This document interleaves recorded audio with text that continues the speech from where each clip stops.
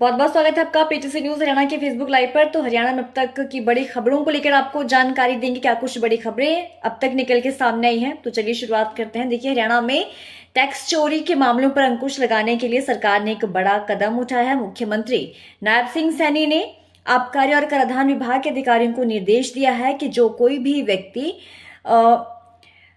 Tax चोरी करने वाले व्यक्ति या फर्म को लेकर जानकारी देगा, उसको पुरस्कृत किया जाएगा और ऐसी जानकारी देने वाले व्यक्ति का जो पहचान है वो गुप्त रखी जाएगी। और इस पहल के लिए आबकारी और कराधान विभाग में शुरुआती तौर पर 2 करोड़ रुपए के फंड का प्रावधान भी किया जाएगा। तो हरियाणा सरकार ने टैक्स चोरी को रोकने के लिए एक बड़ी पहल की है। इसको अनोखी पहल भी कह सकते हैं। मुख्यमंत्री नायब सिंह सैनी ने आबकारी और कराधान विभाग के अधिकारियों को निर्देश दिए हैं कि जो भी व्यक्ति टैक्स चोरी करने वाले व्यक्ति या फर्म के बारे में जानकारी देगा, उसको पुरस्कृत किया जाएगा और ऐसी जानकारी देने वाले व्यक्ति की जो जानकारी है वो गुप्त रखी जाएगी। इस पहल के लिए आबकारी और कराधान विभाग ने शुरुआती तौर पर 2 करोड़ रुपए के फंड का प्रावधान भी किया जाएगा। तो मुख्यमंत्री नायब सिंह सैनी ने आबकारी और कराधान विभाग के अधिकारियों को निर्देश देते हुए ये भी कहा कि प्रदेश में किसी भी प्रकार की टैक्स चोरी करने वाले व्यक्ति फर्मों की जानकारी देने वालों को सरकार की ओर से पुरस्कृत किया जाएगा, यानी कि टैक्स चोरी की सूचना दो और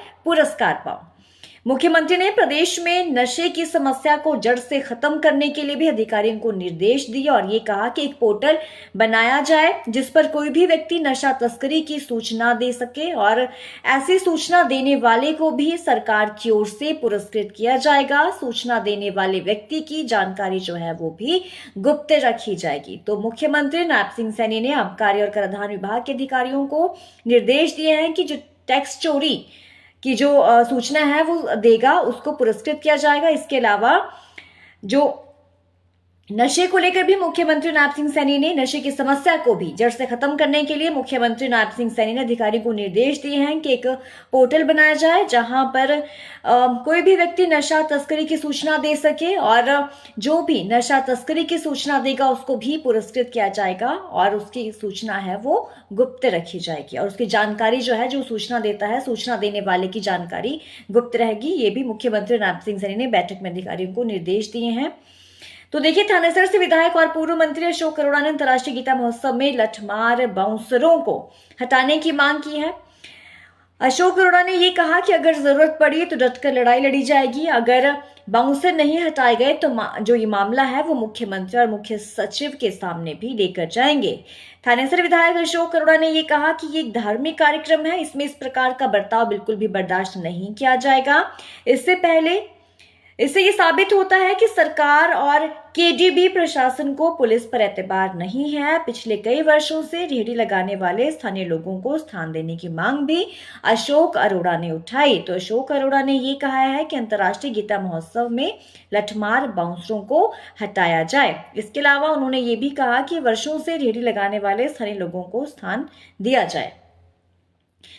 तो देखिए, बहादुरगढ़ शहर में जाम की स्थिति से निपटने के लिए अतिक्रमण हटाओ अभियान चलाया गया। बहादुरगढ़ ट्रैफिक पुलिस और नगर परिषद की टीम ने मिलकर रेलवे रोड पर कार्रवाई की। शहर में रेलवे रोड पर दुकानों के बाहर रखे हुए सामान को जब्त किया गया। इतना ही नहीं, दुकानदारों को भी चेतावनी दी गई कि अगर उन्होंने दुकान के बाहर सामान नहीं हटाया तो उनके चालान भी काटे जाएंगे। तो बहादुरगढ़ में जाम की स्थिति से निपटने के लिए जो है ये कदम उठाया गया है। ट्रैफिक पुलिस और नगर परिषद की टीम ने रेलवे रोड पर कार्रवाई की। जो वहां पर सामान था उसको जब्त किया गया और जो दुकानदार थे उनको चेतावनी दी गई कि अगर आगे से उन्होंने ऐसा कुछ किया या सामान रखा गया तो उनका सामान जब्त किया जाएगा और उनके चालान भी काटे जाएंगे। तो देखिए, एक बड़ा मामला सामने आया है और जो कि हैरानजनक भी है। तो देखिए, साइबर अपराध जो है वो लगातार बढ़ते जा रहे हैं। ये साइबर ठग न सिर्फ लाखों की ठगी करते हैं बल्कि करोड़ों का चूना भी लगा के जाते हैं। तो यमुनानगर में एक ऐसा मामला सामने आया है जिसको जानकर आप जरूर हैरान होंगे, क्योंकि यहाँ पर गोल्ड ट्रेडिंग के नाम पर 1 करोड़ 85 लाख रुपए की चपत एक व्यक्ति को लगाई गई। पीड़ित व्यक्ति पिछले 7 से 8 सालों से स्टॉक मार्केट में इन्वेस्टमेंट कर रहा था, लेकिन जैसे ही वो डॉट गोल्ड नाम की एक फर्जी कंपनी से जुड़ा तो उसने गोल्ड में इन्वेस्टमेंट करना शुरू कर दिया। धीरे धीरे कंपनी उसे प्रॉफिट का झांसा देकर उससे पैसे ऐंठती रही और मोटी मोटी ट्रांजैक्शंस भी करवाती रही और कहीं ना कहीं कंपनी की बातों में आकर वो भी ट्रांजैक्शंस करने लगा। जब रकम मोटी हो गई तो उससे 15% टैक्स भी मांगने लगी, तो वही कंपनी की हर बात को पूरा करता गया। लेकिन जब 1,85,00,000 रुपए की देनदारी कंपनी की तरफ से हो गई तो कंपनी मुकर गई, उसको पैसे उसी के ही पैसे उसको देने से मुकर गई और यह सिलसिला करीब 1 महीने तक चलता रहा। अब पीड़ित व्यक्ति ने यमुनानगर के साइबर थाने में इसकी शिकायत दी है। पुलिस मामले की जांच में जुटी हुई है, लेकिन कहीं ना कहीं साइबर अपराध के मामले लगातार बढ़ते जा रहे हैं। आए दिन कहीं ना कैसे मामले सामने आते हैं जहां पर आम लोगों को चपत लगती है, करोड़ों की, लाखों की, हजारों की। और एक बार फिर से यमुनानगर में ये मामला सामने है जहां पर एक व्यक्ति को गोल्ड ट्रेडिंग के नाम पर 1,85,00,000 रुपए की चपत लगी है। जो व्यक्ति था वो 7 से 8 सालों से स्टॉक मार्केट में अपना पैसा इन्वेस्ट कर रहा था, लेकिन जैसे उसे डॉट गोल्ड नाम की एक फर्जी कंपनी के बारे में पता चला तो उसने वहां पर अपना पैसा इन्वेस्ट करना शुरू कर दिया। धीरे धीरे उसे प्रॉफिट का झांसा भी दिया गया और जब 1,85,00,000 रुपए की देनदारी कंपनी की ओर से हो गई तो उसने सोचा कि क्यों ना पैसा निकलवाया जाए, पैसा मांगा जाए, लेकिन कंपनी उससे पैसा देने के लिए साफ साफ मुकर गई। तो देखिए आए दिन ऐसे मामले सामने आते हैं जहां पर कहीं ना कहीं लोगों को चपत लगती है, लोग फ्रॉड का शिकार हो जाते हैं। तो ऐसे मामलों को लेकर जागरूक होना बहुत जरूरी है।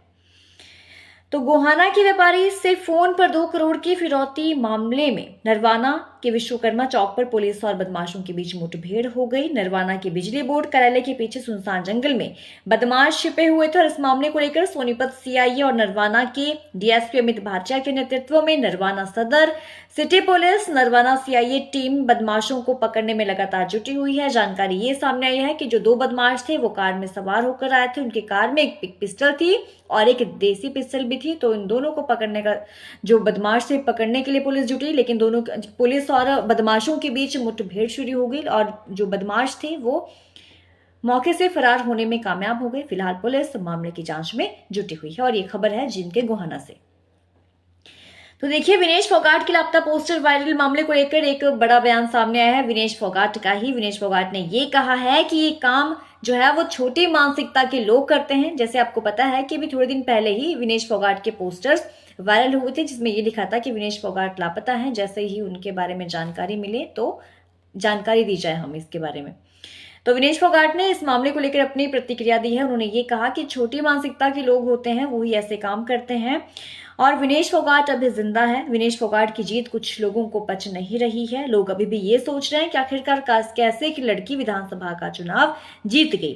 पहले भी अपनों के बीच में रही हूं और अभी अपनों के बीच में रहूंगी। जनता के लिए वो हमेशा अवेलेबल है और हमारा कार्यालय जनता के लिए हमेशा खुला रहेगा। कोई भी आएगा तो हम उनसे जरूर मिलेंगे। जैसा कि आपको पता है कि अभी कुछ दिन पहले विनेश फोगाट के पोस्टर्स जमकर वायरल हो रहे थे सोशल मीडिया पर, जिसमें यह लिखा गया था कि विनेश फोगाट लापता हैं। जैसे ही उनकी जानकारी मिले तो इसकी सूचना हमें दें। तो विनेश फोगाट ने इस वायरल पोस्टर मामले को लेकर अपनी प्रतिक्रिया दी। उन्होंने ये कहा है कि छोटी मानसिकता के लोग होते हैं वही ऐसी हरकतें करते हैं और विनेश फोगाट जिंदा है। कुछ लोगों को ये बात पच नहीं रही है कि कैसे आखिरकार एक लड़की विधानसभा का चुनाव जीत गई। उन्होंने ये भी कहा कि जनता के लिए हमारा कार्यालय हमेशा खुला है। जब भी जनता चाहे अपनी समस्याओं को लेकर उनके पास आ सकती है। वो लोगों की समस्याएं सुनेंगे, उनका समाधान भी कहीं ना कहीं जरूर किया जाएगा। तो हरियाणा को लेकर क्या कुछ बड़ी खास खबरें थी हमने आपको बताया। ज्यादा जानकारी के लिए आप पीटीसी न्यूज हरियाणा के साथ जुड़े रहिए।